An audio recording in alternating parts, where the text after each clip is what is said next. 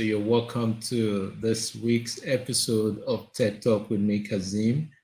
And today I have a special guest on the show with me, Oluwaseun Adebayo, so who is a support specialist, and she is a Microsoft certified trainer as well, and also a LinkedIn learning instructor. Oluwaseun, it's good to have you on the TED Talk show this afternoon. Thank you, Kazim. Honestly, I'm wowed to be here. And it has always been one thing I've loved to do to be out there and, to tell people how far I've gone and the challenges on the path. So I see this as a great opportunity for me to fulfill this ambition of mine. And I really want to thank you for the opportunity to join the platform to hear my experience. So thank you, Kazim, and I'm happy to be here on the show, Tech Talk with Kazim. I've had people on the show share their experience about how they got into tech. So many of them didn't have the CS background, so to speak, the computer science background. So I'm curious, how did you get into tech yourself? I think tech was never my thing because I had always wanted to be a medical doctor.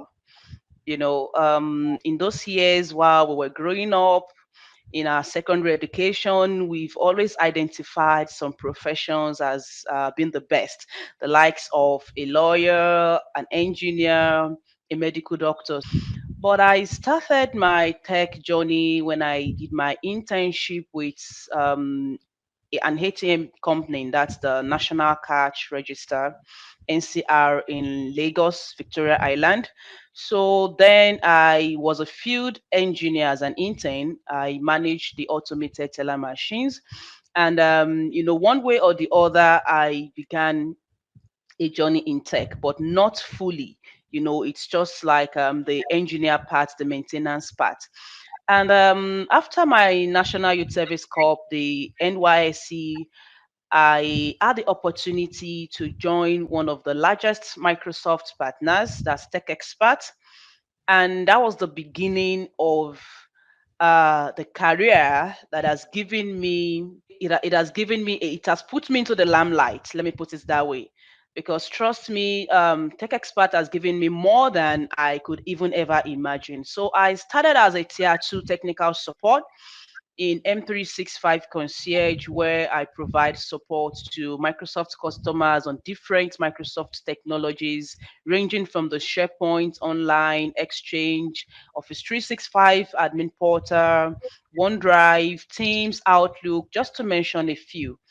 And I was a support engineer for 2 years. And after 2 years, I became a technical lead, and that was a different phase entirely.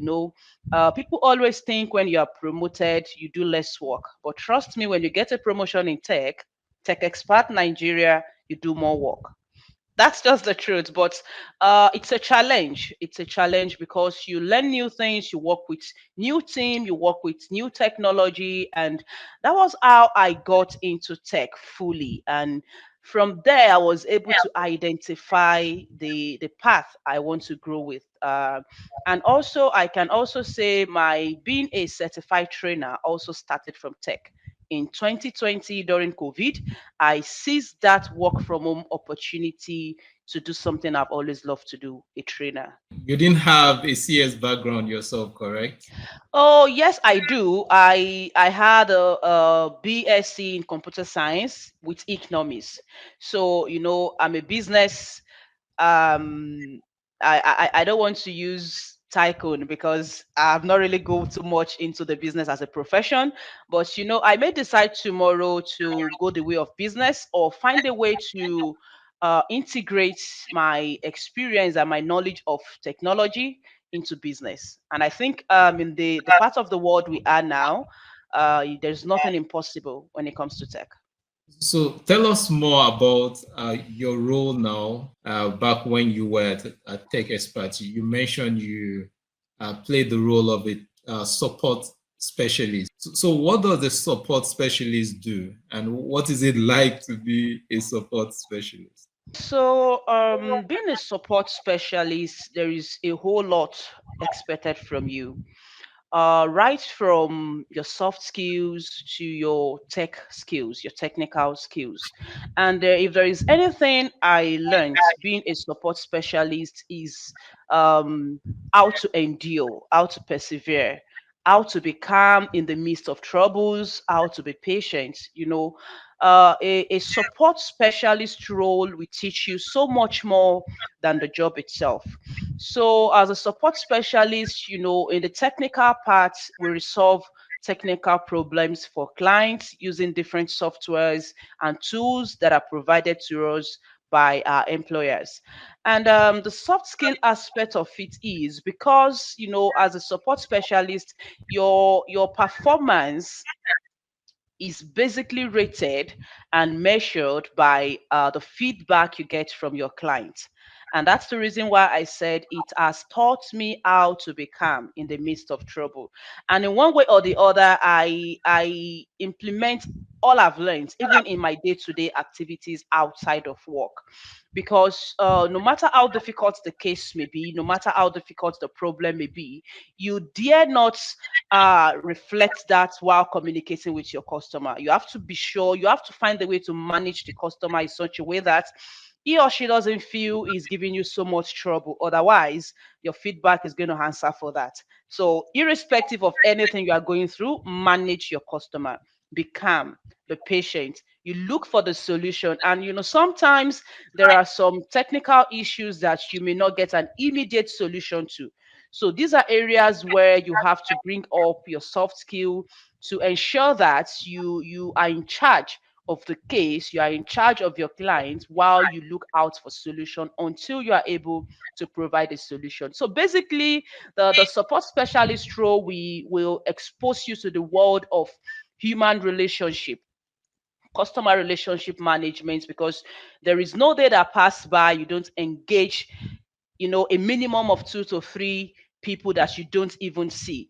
And I think being a remote support specialist is one most challenging role because it's a different thing when you see your customers face to face, like the banks, the teller roles in the banks. And it's a different thing when you don't even see the person you are talking to. You don't know if the person is happy or not. However, when you have this emotional intelligence skill, you are able to sense the mood of your clients even while on phone with them.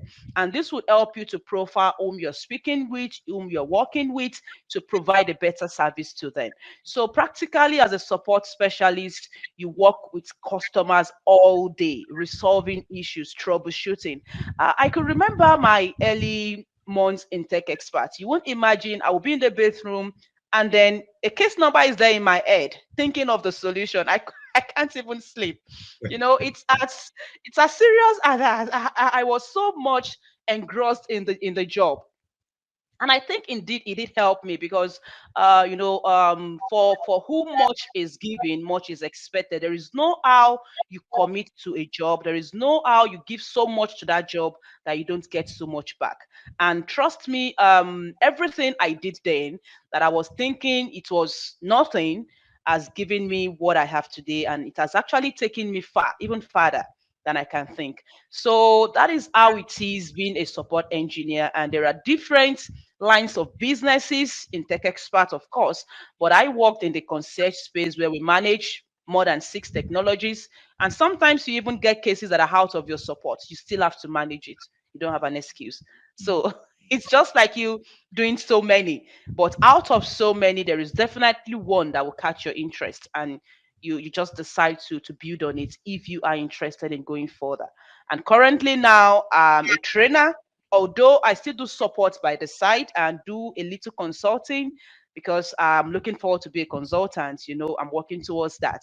So, but primarily now I do more of training and I train on the products I want support. One of the challenges that I personally face, that's myself, is keeping this balance between family and work and even socials as well. So maybe I can learn from you now. How do you do this? How do you maintain work-life balance? You know, to be honest with you, I really don't have a template. I don't have a template because I work different time zones, even as a trainer.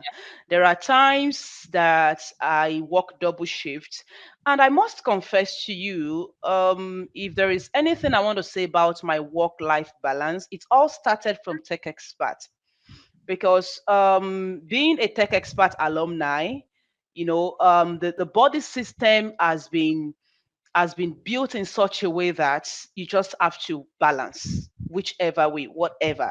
There are different shifts there. There are times we worked the EMEA, we worked the NOAM, and you just have to do it. So those are the styles I'm currently having, like the lifestyle I'm living. However, it might not be convenient at times, but I hope I could have a template. But currently now, I don't have a work-life balance template. All I know is when I know I have a training to deliver, maybe in 2 weeks, I look at how I can make food available in the house. I fill up my freezer, my storage, so I because I know there is no time for me to go to the market. So definitely everything I need, even if it's 6 p.m. or 12 a.m. at midnight, I feel like doing something, eating something. I know it is in the house. So I fill up my store and everything that could, if there's anything that I know that could, disturb me for that 1 or 2 weeks that I'm going to be engaged, I fix it up before that time. So when the job comes, 6 hours straight, it could be in the afternoon, it could be in the midnight, it could be early hours in the morning. I know, yes, I'm ready for that. And once I'm done for the day, I rest.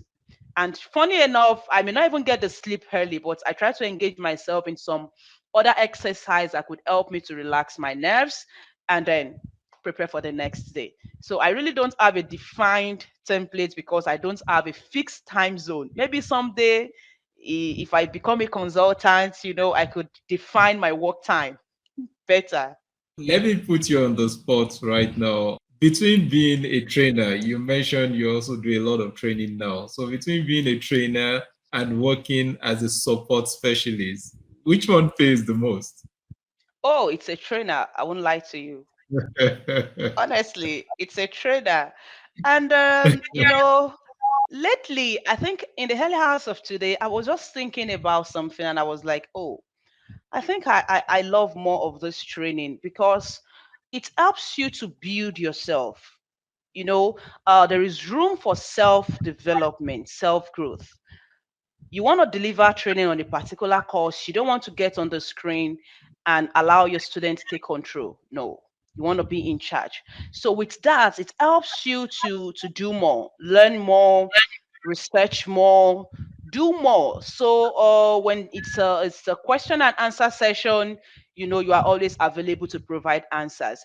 And that is the part of the trainer being helping me in self development, while I will always choose being a trainer over support.